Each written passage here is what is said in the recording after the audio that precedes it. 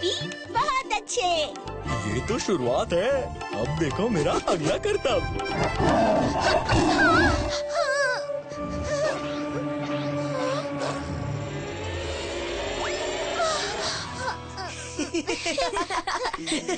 नूनी डर गई, नूनी डर गई।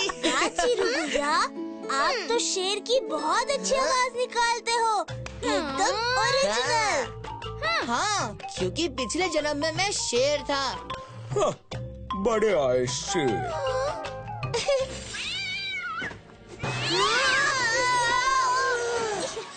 और मैं पिछले जन्म में बिल्ली थी, जिसने शेर को भी डरा दिया। क्या हुआ अम्मा? अरे तुम लोग तो बहुत इंटेलिजेंट हो, पिछले जन्म के बारे में भी पता है तुम्हें। आपको अपने पिछले जन्म का नहीं पता? ना बाबा ना, पर हाँ मेरी स्टोरी के एक कैरेक्टर को पता था। कौन सा कैरेक्टर? क्या करता था वो? बताओ ना।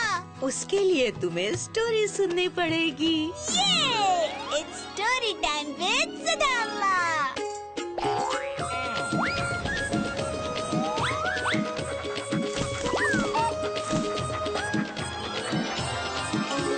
The Princess Who Was a Bird।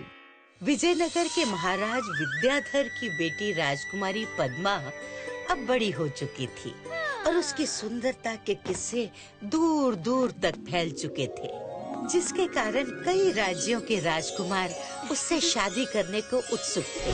पर राजकुमारी पद्मा शादी का नाम सुनते ही मना कर देती थी और उसके पीछे एक अजीब सी कहानी थी।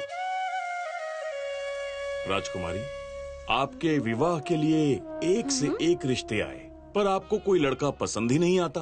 पिताजी, मुझे आपके सिवा किसी भी पुरुष पर भरोसा नहीं है, इसीलिए मैं किसी से विवाह नहीं करूंगी। परंतु ऐसे अकेले जीवन कैसे कटेगा?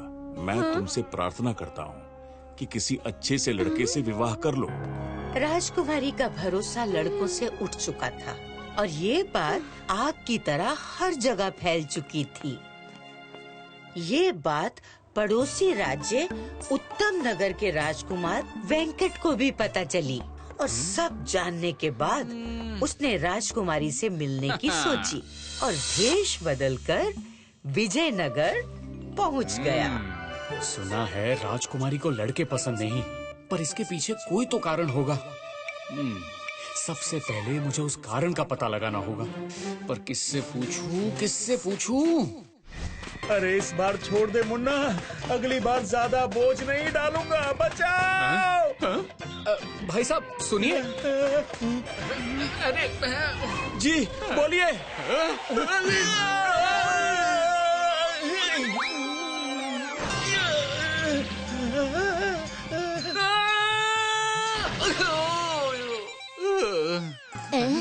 खुश रहो बेटे, इतने जोर से पैर पड़ने की क्या जरूरत थी? संस्कारी लगते हो। चलती हूँ, नहीं तो राजमहल पहुँचने में देरी हो जाएगी। राजमहल? जो भी हुआ सही आदमी से मिला, इन्हीं से पूछता हूँ। काकी। अरे अम्मा, मैं उठा लेता हूँ। भला हो तुम्हारा बेटे। धन्यवाद काकी। क्या आप राजमहल में काम करती है? हाँ बेटे। ओह, फिर तो आप राजकुमारी पद्मा को भी जानते होंगे। हाँ बिल्कुल, बचपन से। काकी बुरा ना मानो तो एक बात पूछूं? हाँ पूछो। फिर ये बताओ कि राजकुमारी पद्मा लड़कों से नफरत क्यों करती है? क्या बताऊं बेटे, बहुत लंबी कहानी है। अब रास्ता भी तो लंबा है, कहानी सुनते सुनते रास्ता कट जाएगा। ठीक है, सुनाती हूँ। राजकुमारी को बचपन से ही एक दासी से बड़ा लगाव था। उसी दासी ने शुरू से ही उसकी देखभाल की थी और उसी दौरान वो रोज राजकुमारी को एक ही कहानी सुनाती थी। कहानी थी एक खूबसूरत मैना परिवार की, जिसमें मैना, उसका पति और 2 बच्चे थे। सब लोग खुशी खुशी अपने घोंसले में रहते थे, पर एक दिन पेड़ में आग लग गई। बेचारी मैना अपने पति से कहती रही कि वो उन्हें और बच्चों को कहीं सुरक्षित ले जाए, पर उसका पति तो ये सोचता रहा कि आग कुछ ही देर में बुझ जाएगी। देखते ही देखते पेड़ के साथ मैना और उसके बच्चे भी जल गए और उसका पति उन्हें छोड़कर उड़ गया। ये तो बहुत बुरा किया मैना के पति ने। यही राजकुमारी को भी लगता है।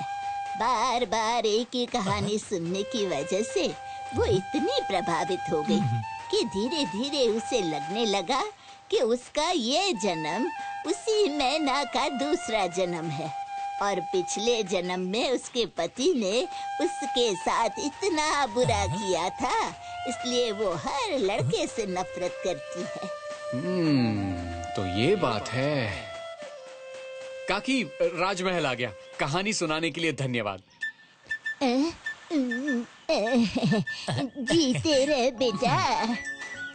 तो ये कारण है राजकुमारी के लड़कों के प्रति नफरत का। मुझे कुछ ऐसा उपाय सोचना पड़ेगा जिससे राजकुमारी की नफरत खत्म हो जाए। महाराज, मैं कहानीकार हूँ।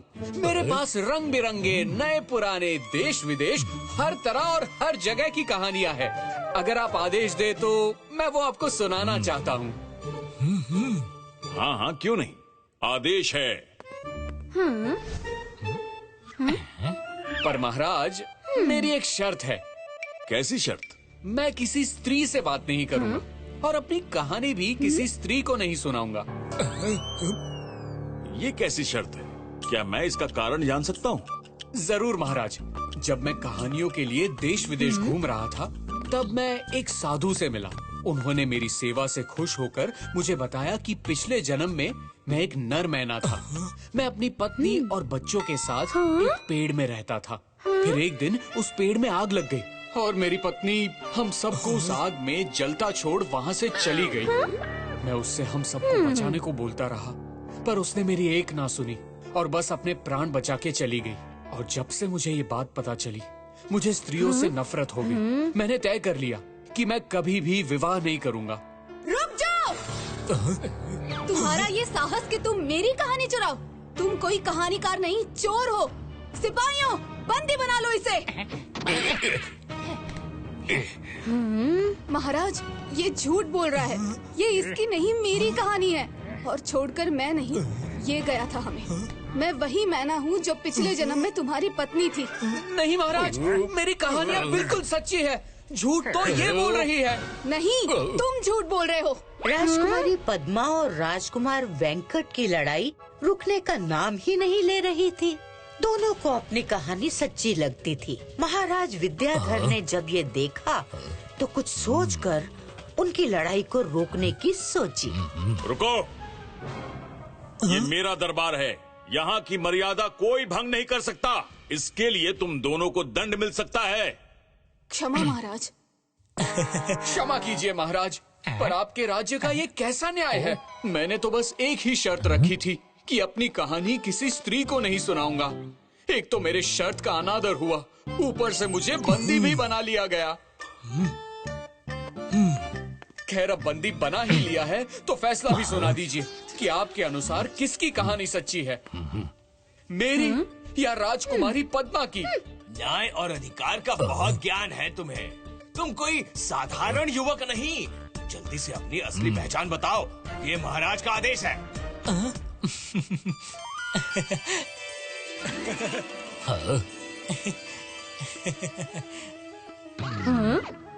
राजकुमार वेंकट, आप?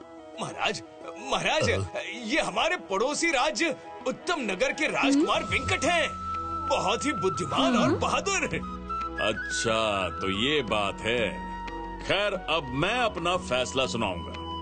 राजकुमारी को लगता है कि पिछले जन्म में उसका पति यानी नर मैना ने उसे धोखा दिया, जबकि राजकुमार वेंकट की कहानी के अनुसार धोखा उसकी पत्नी मैना ने उसे दिया।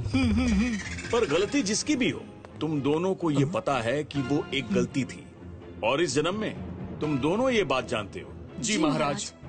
देखो, मेरा मानना है कि ये मायने नहीं रखता कि पिछले जन्म में तुम क्या थे और तुमने क्या गलतियां की थी। मायने ये रखता है कि इस जन्म में तुम्हें क्या करना चाहिए। यदि तुम चाहो तो अपने पिछले जन्म की भूल को इस जन्म में सुधार सकते हो। वो कैसे महाराज? तुम दोनों विवाह कर लो और फिर साथ साथ बिना उस गलती को दोहराए रह सकते हो। पद्मा और वेंकट को महाराज की बात समझ में आ गई और दोनों ने शादी कर ली और साथ साथ मिलकर प्यार से रहने लगे। अम्मा, पद्मा और वेंकट की तरह मुझे भी पिछले जन्म की बात समझ में आ गई। क्या समझ में आया? यही कि भले ही चीरू पिछले जन्म में शेर हो, पर इस जन्म में तो वो चूहा ही है। ये देखो।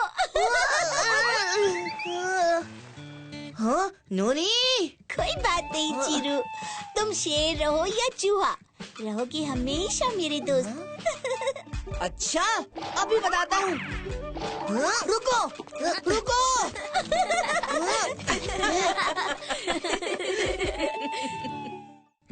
If you like this video, subscribe to our channel Murthy Media. बातों ही बातों में टप से टपके, चखे वही जो गप से गपके, साबुत सा सच्चा सा किस्सा सुनाने आई हूँ मैं खट्टा मीठा जगाने। चुलबुल सी बच्ची मैं हूँ दादी नानी, चुलबुल सी बच्ची मैं हूँ दादी नानी। कैसे कहानी, अरे कैसे कहानी, मैं हूँ वही प्यारी खुशबू पुरानी। चुटकी सी बातों में बड़का सच बोलूंगी, झोंका बन आऊंगी, एक खिड़की खोलूंगी, उंगली पकड़ के संग संग चलूंगी, खूब खूब